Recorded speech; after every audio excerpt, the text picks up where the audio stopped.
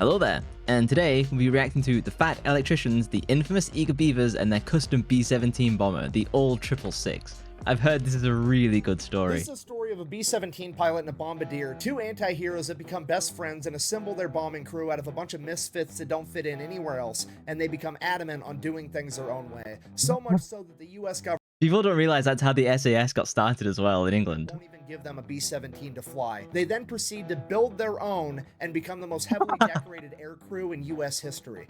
Build their own B-17. Today we're talking about Jay Dude, Zemer, Joe greatest Sanos, and their generation. air crew, the Eager Beavers, the most decorated. Oh, look at those chaps. Back when, like, you know, men were real mad. U.S. history, responsible for completing the most decorated mission in U.S. history, all while flying the most heavily armed bomber of World War II, Lucy, aka Old 666. Starting off with our pilot and main character, Jay Zemer. Born in 1918, he grew up in Pennsylvania with a pretty wealthy family. For high school, he was sent to a military boarding school in Culver, Indiana. While there as a freshman, Man, those are good no uniforms. students having vehicles, he managed to acquire a Willie Motor Company Whippet, the direct predecessor of the Jeep. And he managed to turn this thing into an absolute hot rod, better than it ever ran before, until... Oh, so this guy was like a hardcore mechanic just by default. Car, which is against the rules, so he had a disciplinary meeting with the dean. He goes into this meeting with the dean and he's like, look, I'm in the engineering program, I'm taking all the engineering classes, I want to go to school to be an engineer, I just rebuilt a motor and I'm 14 years old, you guys should treat this as extra credit. To which the dean, being cool, is like, well, take me for a test drive and we'll see. No way. That is so cool. Like, you can't even do this stuff nowadays. Like, if you try and do that, they just kick you out of school and, like, you know, they ban you from the courses and make you redo the year and stuff. For a test drive. It's a hot rod. He ends up giving him extra credit and letting him keep the car the entire military boarding school. So his grades were a little lackluster his freshman year because he was busy restoring a car. After that, he aced he's busy getting practical skills, the most worthwhile skills. Sophomore to senior year, he goes on to apply to go to MIT to become a civil engineer. He gets rejected by MIT because his grades were lacking his freshman year. So he drives his Whippet that he rebuilt all the way to MIT and he camps outside the admissions office for days until they agree. You know, this is boomer logic. Boomer's like, hey, just pull yourself up by the bootstraps. Go and hand in your resume in person. Go and speak to them. If you try and do that today, they won't even take the resume. They'll just look at you like you're a fucking weirdo and try and call the cops on you. He then goes in and proceeds to persuade the head of admissions to let him into MIT. So nice. He goes into MIT, goes on to become an engineer. While he's at college, he joins the ROTC program, which is like the pre-officer training program that they have in most colleges. While he's there, he ends up flying a plane, and he absolutely loves it. It is now his new goal in life to become a pilot. So naturally, he applies to go off to Army Air School to become a pilot, at which point he is pretty much immediately informed there's a 0% chance that he will ever get inside of a fighter plane because he's way too big. At this point in time, they only let the smaller guys be the fighter pilots, and all the bigger guys had to go work in bombers, and Jay was a big dude, well over 6 foot.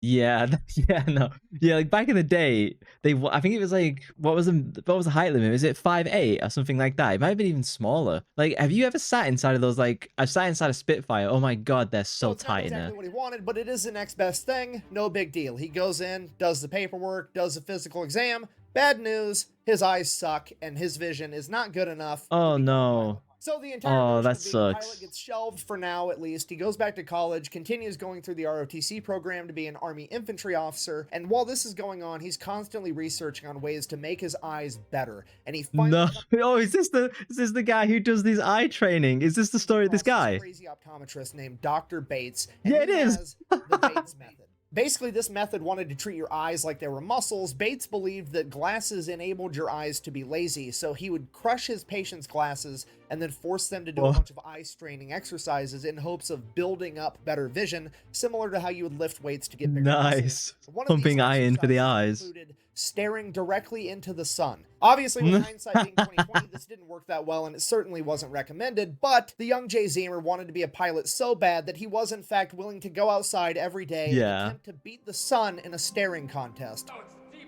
My eyes are hurting just thinking about it.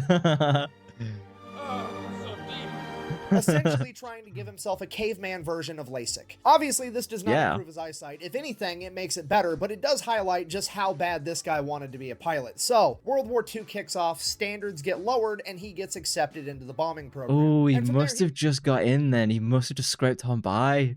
dude. Top of his class pretty much immediately. He is so good at flying bombers that he can actually perform fighter maneuvers inside of a bomber, which is something most pilots would never even imagine. But not only is he naturally talented at it, he also works extremely hard. He could tell every single American. This is a guy who gets an idea in his head and he's gonna do it. German and Japanese plane and their capabilities just by their silhouette.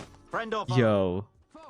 No, you idiots! It's a pigeon! So Jay Zimmer is hands down the best bomber pilot in training right now, and somewhere along the lines, during training, he becomes friends with the best bombardier in training by the name of Joe Sarnofsky. This guy is basically the Larry Bird at putting warheads on foreheads. They hit it off, they become best friends, they have a ton in common. After they graduate from school, they get separate missions, and they get separated. So early 1942, Jay Zimmer gets assigned to the 5th Air Force, and he's not happy about it, because the 5th Air Force is also referred to as the Forgotten Fifth. The reason they're called that is because they are stationed in Australia, and their job right now is to basically run a containment war against Japan, trying to slow them down and yeah, to the Pacific. Yeah, maybe they went down to like Thailand or something like that later, but At this point in time, nobody cares about the Pacific theater. The entire world Philippines is watching the European theater as America and Great Britain fight their way through North Africa into Italy to take back France and eventually overthrow Germany. That's where the majority of the funding's going. That's where all the attention and glory is. That's the place where young, motivated men like Jay Zimmer want to be. But that didn't happen. So Jay shows up to Australia. He is the FNG, the fucking new guy. Nobody trusts him. He has zero street cred. Nobody wants him in their crew. Now, he's the FNG, and he's also one of the best pilots. It's a really tough position to be in. Partially due to the fact that he's a new guy, and that's just how it goes for new guys, sure. But mainly, it's because the Japanese are kind of kicking America's ass right now. It's mid-1942. America just got involved in this war. A lot of the pilots are inexperienced. America is just ramping up. Outdated, and everybody's giving all the funding to the European theater, so it's not a great time. And you got to remember, since this is 1942, America These are beautiful planes, especially the bottom one. America hasn't come out with the Hellcat or the Corsair yet, meaning that America has no fighter plane capable of going toe-to-toe with the Japanese Mitsubishi Zero. So even if the bombers did have a fighter escort, they weren't capable of going toe-to-toe with the Japanese Zeros anyways, so it has never been more dangerous to be inside of a bomber, and it has never been more important to have everybody in that bomber crew as good as possible to increase everybody's chances of survival. If so facto, nobody wants to risk it on giving a new guy a shot. So it becomes apparent to Jay early on that makes sense. To get up in the air, he's gonna have to do some gangster shit. No way. Is this where he builds his own B-17? You cannot. You seriously. So he goes over to the bulletin board, and on that bulletin board are the missions that are deemed so incredibly dangerous that they are volunteering. He just volunteers for them. Volunteering for all of them, filling in any position where he's needed. The majority of these Greatest generation missions, which is where they're going to take a B-17 Flying Fortress. Instead of filling it with bombs, they're going to fill it with extra fuel tanks, equip it with cameras, and send it way off into enemy-held territory. All by it's a reconnaissance bomber. Now, as I'm sure you can... Guys, not only do the reconnaissance on like the smallest like scout fighters that are like super fast, super light on fuel.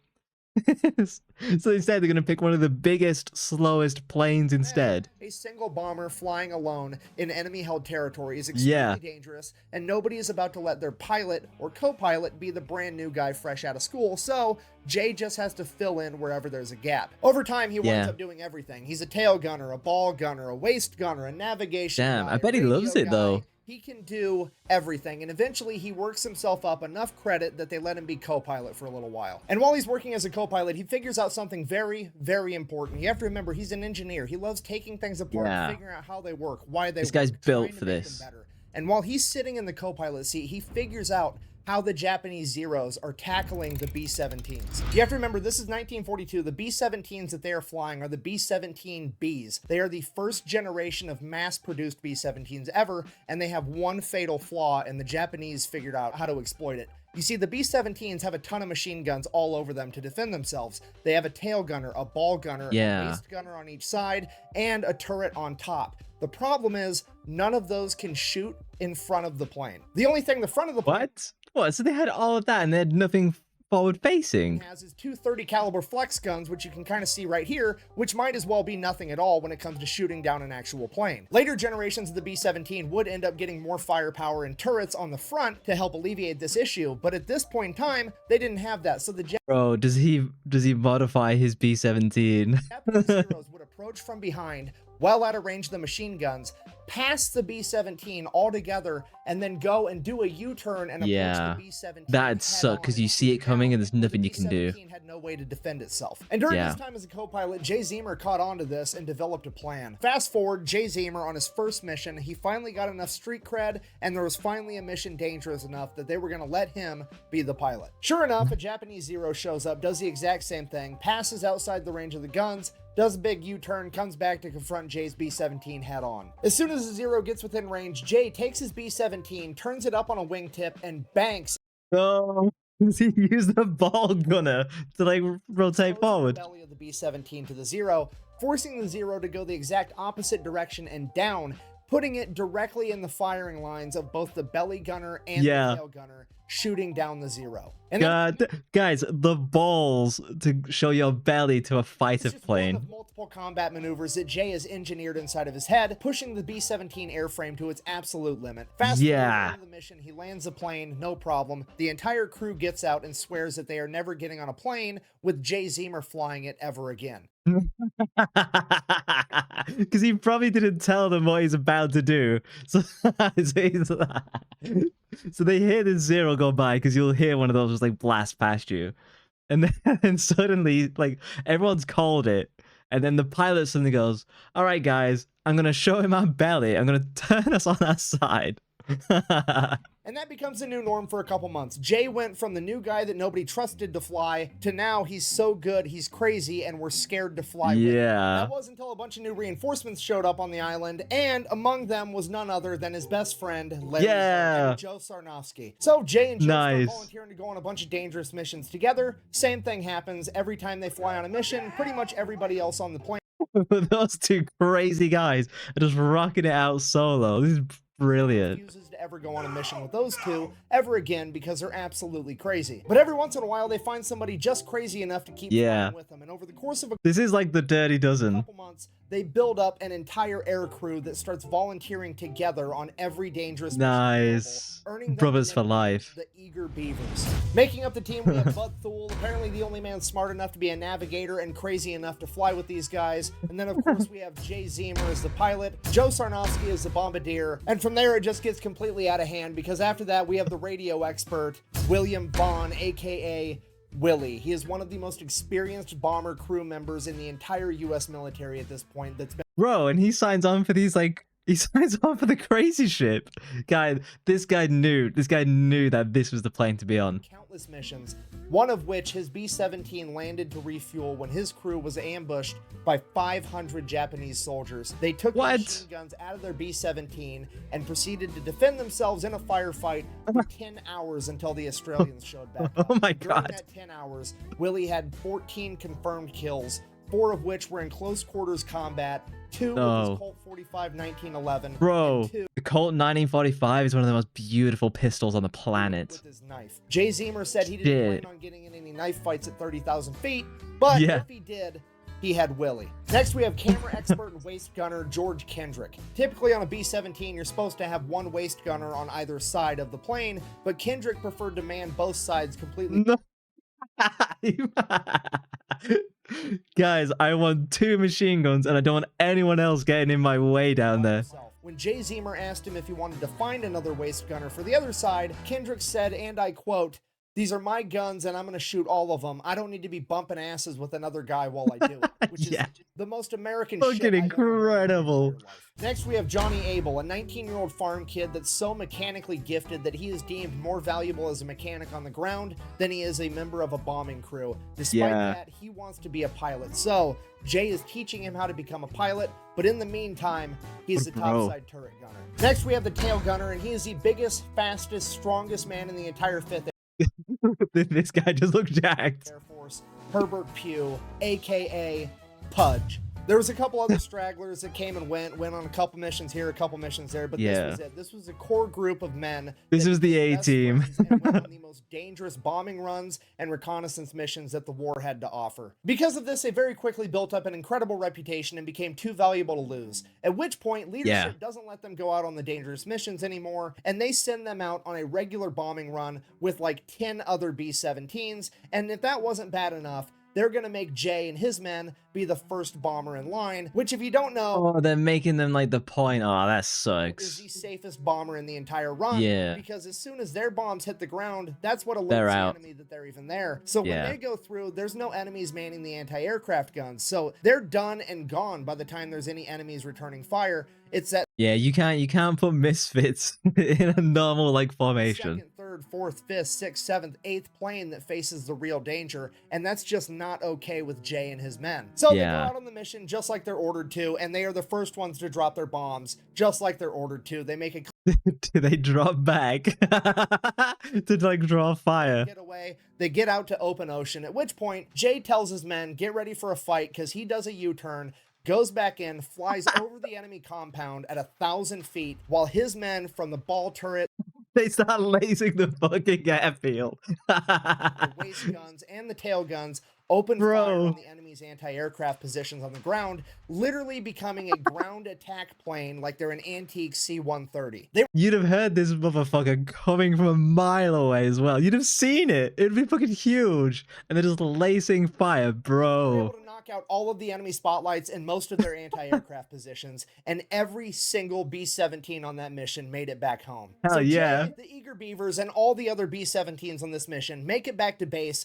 completely okay, at which point Jay is treated like a hero by his commanding officers. Yeah, 'cause he just is. kidding. You see, the commanding officers Oh no, did command hate it? Oh no, what are they gonna do? give themselves a bunch of medals if their men are defying orders but doing the right thing, because it makes Yeah. them look bad. So naturally, Yeah. Jay is somehow the bad guy here. So he and the Eager Beavers are all confined to quarters, pending court Oh, they get orders. grounded. The only reason that Jay and his entire crew weren't kicked out of the military right then and there was because there was a journalist in Australia with the 5th Air Force. Oh, that heard nice. the story from one of the other B-17 crews, Yeah. and they Yeah, because the other crews will be like, those guys just saved our asses. What can we do to like get them out of this? reported on it, writing a story that would end up getting read by a congressman that wanted it investigated, and he demanded and ordered that chain of command to give Jay, Joe, and all of his men on that air crew a silver star. So at that point, Jay and all of his men get a silver star. Leadership just kind of has to drop the issue, but also, fuck these guys. We're not going to give them easy missions anymore. We're only Yeah.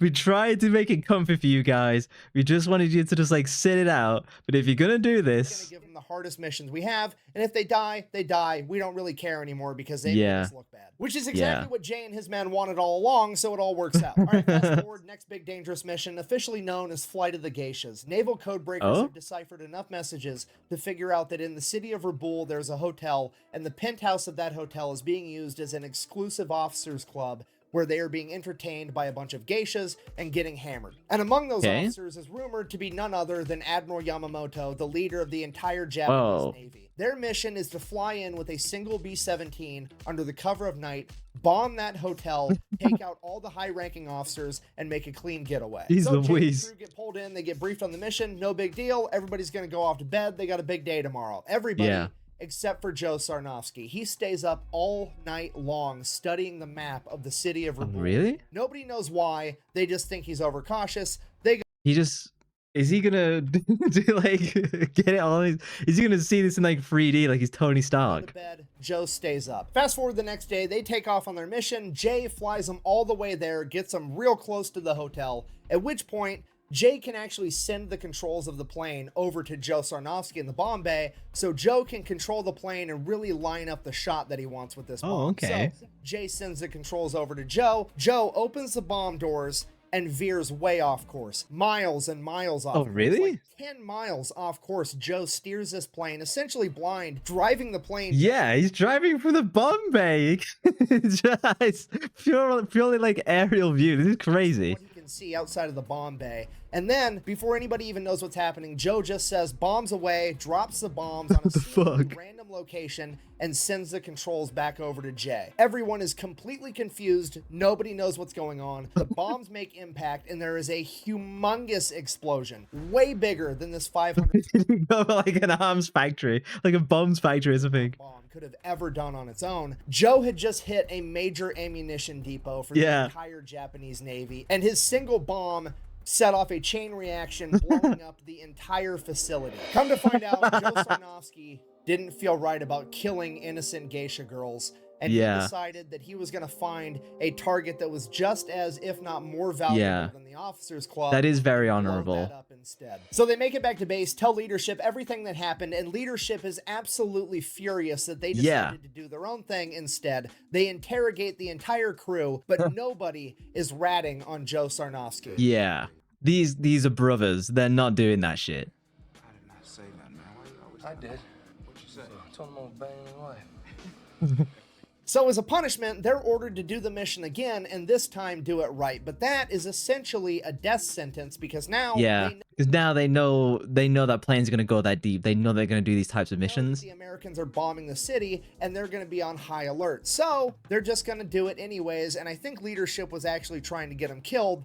But it's not really going to work out. Dickheads. So crew goes to bed early. Joe Sarnofsky stays up all Does he pick another target? night studying. Does it again?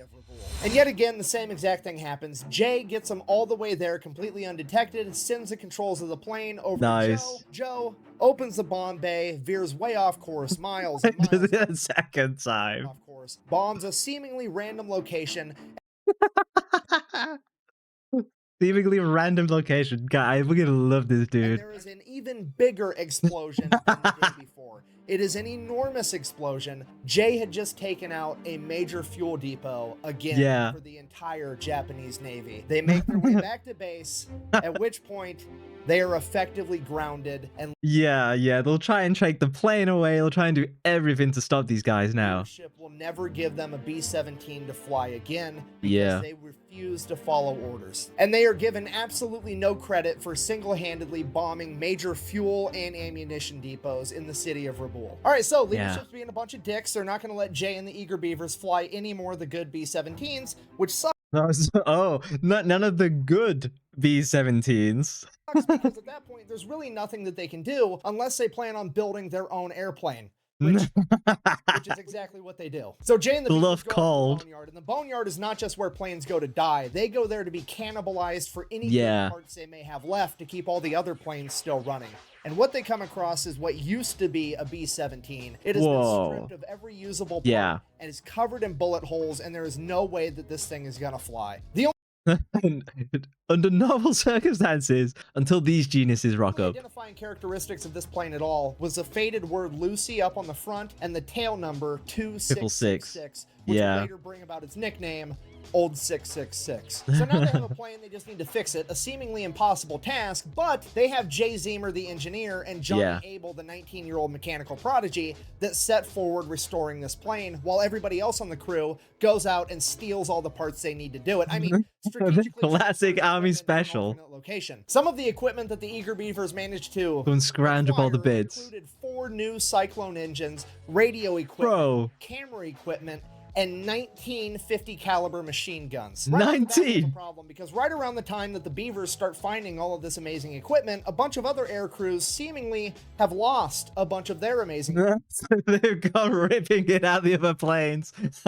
So a bunch of them are going to go back and try to steal it off of Old 666. At which point, the only logical solution is for the entire crew to start living on Old 666 while they restore it all day and all night and spread the word that the 50 caliber machine guns are loaded, and if that doesn't work, you get to fight Willie about it. At this point, take it at your own fucking risk. Everybody's calling Jay Zemer and the Eager Beavers pirates, renegades. Everybody's looking at leadership to stop them, at which point leadership is kind of like, fuck, I think they might be talking to me too, and I don't want to fight Willie, so we're all just going to look the other way. Like we talked about earlier in the video, there's not much firepower at the front of a B-17, so... Until now. I'm gonna love hearing about these mods. Right on the nose cone, and they line it up with the rivet line going down the center of the cab, and they rig it up so that there's a button inside the cockpit for Jay Zemer to hit to be able to fire the 50 caliber machine gun. So all he has to do is aim the rivet line at the enemy and fire. He calls it his Schnozzler gun. Then the other 2 30 caliber guns on the front of the B-17 are replaced with 50 cals. The navigator compartment usually had 1 30 caliber machine gun. Now it's going to have dual 50s. Then the seat for the radio guy, who typically never even had a gun, oh well, we're going to cut a hole in the plane and give him 50 caliber machine guns as well.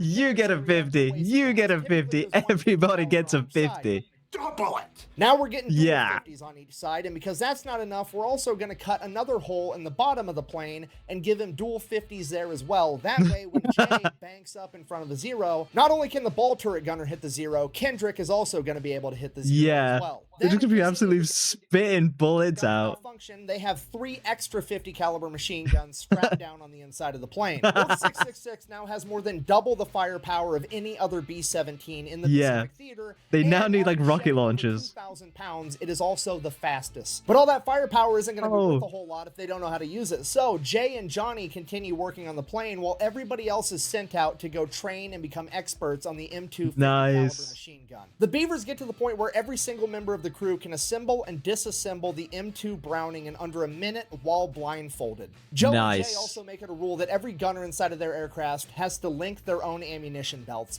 and they're going to change up how they do ammunition. You see, at this point, a B-17 50 caliber machine gun had an ammo link that went armor piercing round, incendiary round, tracer. If you don't know, a tracer is like the little one that looks like a laser beam coming out from Star Wars. They do that so that you can tell where your fire is going and so that your friends can see where your fire is going. They start linking their ammunition so it's armor piercing round, tracer round. And they do this for psychological warfare because when you're shooting every other round as a tracer So that the enemy thinks that there's twice the amount of bullets going out because they know that like the pattern is like armor, incendiary. out of a machine gun, it is going to look like old 666 is something out of Star Wars. Yeah, it's gonna be shooting it's gonna be laser beams. spitting out fire like crazy. Bro, So they finish imagine up the seeing fight, that they as a start fighter. volunteering for every single dangerous mission that they can find. They volunteer for so many missions so often that they never actually got an opportunity to finish the nose art on the plane like you see all the other bombers have in the movies and in the old pictures, and that's why the plane never got a cooler nickname other than its tail number, Old 666. Yeah. Now most of these missions, just like before a recon, it is Jay, the Eager Beavers, and Old 666 going up into enemy territory completely by themselves, and every single time they come into enemy zeros, they light them up. The new machine not guns are surprised. incredible, and Old 666 is the aerial equivalent of George Foreman on his second title run. It's big. I want to call it the Flying Fortress, but I can't because that's not the right word. And also, it's not a fortress because it's so light and so powerful and so fast. He's fat, he's got terrible gas mileage, but if you're Yeah. going to stand in the pocket and trade with them, you're probably going to get put in the ground. Allegedly, with the combination of increased speed, increased firepower, Jay's piloting tactics, and the entire crew's newfound machine gun proficiency, they were shooting down so many enemies that it became unbelievable. So the crew came back and people started doubting them. So they're like, fine, we're just going to rig up the cameras to turn on every time we start firing the machine guns. Just gonna have reels and reels and reels and then just like blowing shit up. That way, we film us shooting down the enemy foes, which is the most world star shit I've ever heard in my entire life. They were literally kicking so much ass that to get people to believe them, they had to prematurely invent the GoPro 70 years ahead of time. The beatings continue for a little while. Old 666, the Eager Beavers, and Jay Zemer build up this enormous reputation, and eventually leadership would approach Jay with the most dangerous mission he'd ever heard of. All right, so here's a mission. The Marines are going to make a 40,000-man amphibious landing in Bougainville, but before they do that, they wanted to get aerial footage over the coastline because they wanted to find out where all the reefs were so the Marine Corps didn't get caught up on the reefs with their amphibious landing vehicles. The problem with that is the only way to get enough high definition in that footage Oh no, you're gonna have to be like reefs that are underwater 200 feet up or is something. a Trimetragon camera setup, which is 3 cameras where they merge all the footage together. And the only way to actually film this and make it work is to fly in a perfectly straight line under perfect weather conditions, and they can't move the plane at all. Even a single degree of tilt would ruin the entire thing. And in order to film this coastline, they're going to have to do that for 22 minutes straight in enemy territory. And that enemy territory may or may not have enemy fighters and anti-aircraft guns on the coast. 22 minutes in a straight line. You cannot deviate or the film is ruined. Bro. Anti-aircraft guns on the coast, it's pretty much game over because again, they have to fly in a perfectly straight line for 22 minutes straight in broad fucking daylight. Yeah. The worst gunner on the planet has enough time to get dialed in and shoot them down. And that's assuming they even make it to the coastline because Bougainville is 600 miles into enemy-held territory. Because of this, the leadership only approached Jay with this mission because they were just hoping that he would pilot it. They never in their wildest dreams imagined that his entire crew would volunteer to go on this mission because they had such a low chance of survival. Yeah, the brothers go as a group. Despite that, after being briefed on the entire thing, Jay rushes over to the barracks where the beavers are, briefs them on the entire thing, and he's like, look, I'm calculating there's like a 10% chance that we survive this. I don't expect any of you to go with me. I don't blame you if you don't in any way, but if you do want to volunteer, there's nobody I would rather have up there with me than you guys. At which point, every single one of the eager beavers stands up, and they're going with him. Yeah, brothers.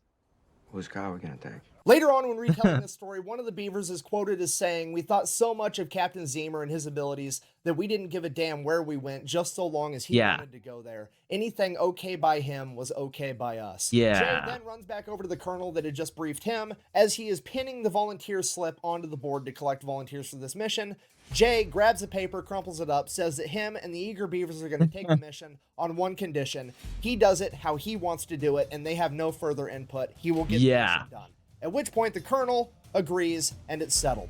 Yeah, you can't turn down guys like this.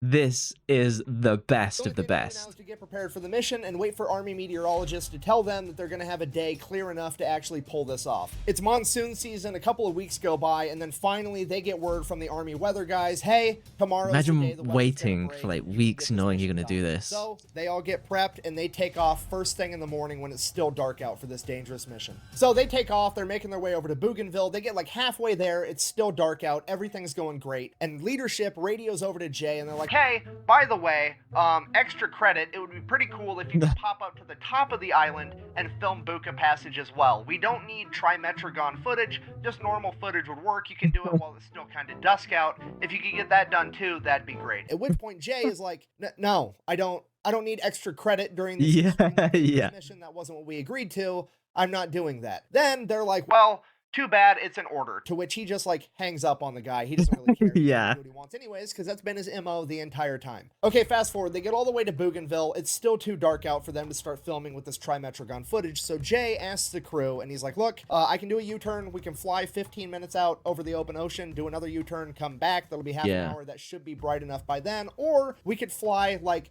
45 minutes north, film Buka Passage, and then come back and do this after. And the crew is like, whatever, I don't care. Yeah, fuck it. We're already here doing this. Who gives a damn? They go, they film Buka Passage, then they come back. It is now broad daylight, so they start filming their trimetragon footage. They get 5 minutes into the 22-minute run, and they come up on a Japanese airstrip. And on that airstrip is over 20 Japanese Zeros, and he can see men running out to the planes to come get them. Now, Jay doesn't realize it at this point, but these weren't just normal Japanese Zeros. This was one of the best fighter squadrons that Japan had that was specifically brought in to go take out Admiral Halsey. And in this squadron, they had 2 aces with a combined over 30 confirmed air-to-air kills. And even if this wasn't a specialized badass fighter squadron, 20 on 1 is still completely undoable. They'd gone up against 5, 6, 7 Zeros. They'd never gone up against 10, let alone 20 plus. It's at this moment flying in a straight line.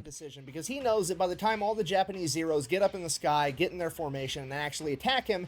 So what is he gonna do? He's gonna attack the airfield. He's gonna get them before they can take off. What is he gonna do? He's gonna have just enough time to finish this camera run. However, then he's gonna have to fight his way out, which is probably a death sentence. Yeah, so he can get the camera and then he has to fight his way out. What is he gonna do? Or he could cut and run right now, and he's almost guaranteed to be able to get away with a 20-minute head start. Yeah. He's taken a second to weigh his options and really think about it, and he's just about ready to cut and run, and he looks down at the water and he can just see all these reefs just right below the water, and he just envisions 40,000 Marines. Yeah, amphibious he knows hung up on these reefs, getting cut down by enemy defenses and machine gun fire. Yeah, and he decides he can't do he's it. going to risk it to try to save these guys. And for the next 17 minutes, the crew gets ready for a fight as Jay keeps the plane completely straight and level in broad daylight as all the Zeros get up in the air to come get them. Fast forward 17 minutes later, 24 Japanese Zeros have caught up to them, and they are trailing just behind 666 out of machine gun range. Right as George Kendrick comes over the radio and says, "Give me 30 more seconds,"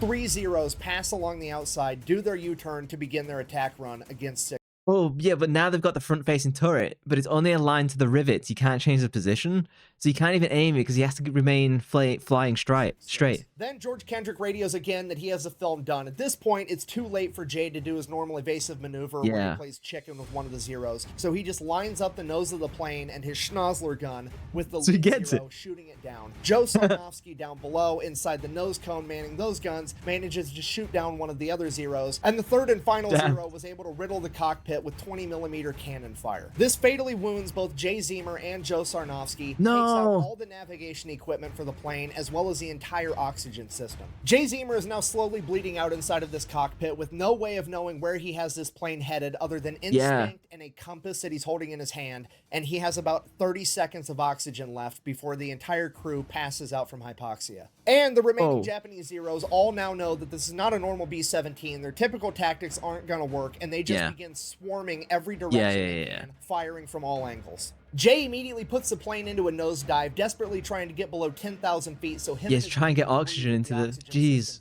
He drops 15,000 feet in just under 30 seconds. That is over 3 miles in 30 seconds this plane drops before Jay pulls it back up. And he estimates that they're at 8,000 feet. He doesn't actually know. Because the altimeter's gone. And the only way he can tell the altitude that they're at is because he's such a good pilot, he can look at the pressure gauge for the engine manifolds and be able to tell. At this point, the entire situation devolves into an all-out chaotic dogfight. Jay, while still bleeding out, is pulling off combat maneuvers inside of a B-17 that most pilots would never even attempt, and his crew instinctively knows how he pilots, that they are able to pick off these Japanese Zeros one by one. Your average it's the perfect machine team for less than a minute, and this dogfight would drag out for over 45 minutes, and the entire time Jay Zemer is losing more and more blood and more control of the plane, because at some point both rudders would become damaged and he would no longer be able to actually turn the plane using the rudders. But he's such an incredible pilot that he begins individually throttling all 4 motors,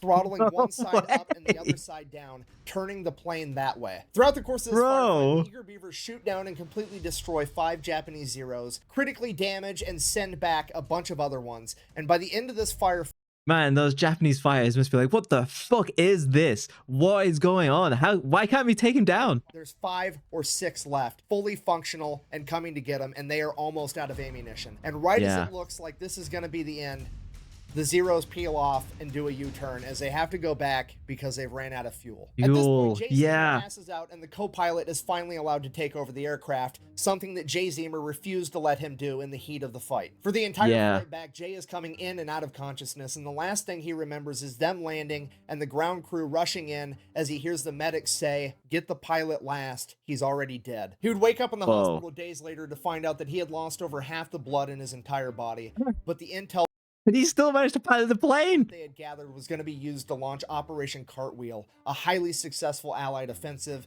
that military planners credited that success to the intel that Jay Zemer and the Eager Beavers had gathered. Because of this, both Jay Zemer and Joe Sarnofsky were to receive the Medal of Honor. Hell yeah. Unfortunately, Joe would have to receive his posthumously. According to the accounts of the rest of the crew, he was struck by a 20mm round during the first engagement. Despite that, he still managed to man the machine guns at the front of the B-17, shooting down an additional 2 Japanese Zeros before succumbing to his wounds. As for the rest of the Eager Beavers, 4 of them sustained injuries, but they all survived, and all of them were awarded the Distinguished Service Cross for this mission, making this the most decorated air crew in U.S. military history, and making this the most decorated mission in U.S. history. That's incredible. According to the official Japanese reports, this story is highly exaggerated because according to them, they only sent up 7 Zeros to intercept Old 666, and none of them were shot down. However, when you take it that is hardcore propaganda, that. Account the verifiable fact that Old 666 was hit with 5 20mm cannon rounds and sustained over 187 bullet holes, and the crew depleted all of their ammunition, literally thousands of pounds of 50 caliber rounds. Literally, because they had so many friggin' machine guns. The Japanese official reports are fucking lying so that they don't look bad. In conclusion, now you know the story of Jay Zemer and the Eager Beavers, a bunch of young men that blurred the lines between bravery and insanity, that ultimately were deemed so reckless that the government wouldn't give them a B-17 to fly. So they made their own. And became Yeah. the most decorated air crew in American history. Thank you for watching. Best way to support the channel is go buy some merch. This was incredible. Thank you for suggesting this. This wasn't a suggestion. This is perfect. I love these stories. This time around. When you're editing this one in post-op, just cut out all the parts where I got teary-eyed. Those weren't emotions. My office is infested with onion cutting ninjas. This is a fantastic channel. I'm so glad that this was suggested. Bro, I love these stories. Links in the description. Don't forget to like, subscribe, and don't forget that I live stream every Monday, Wednesday, Thursday, and Saturday. I shall catch you in the next one. Bye bye, guys.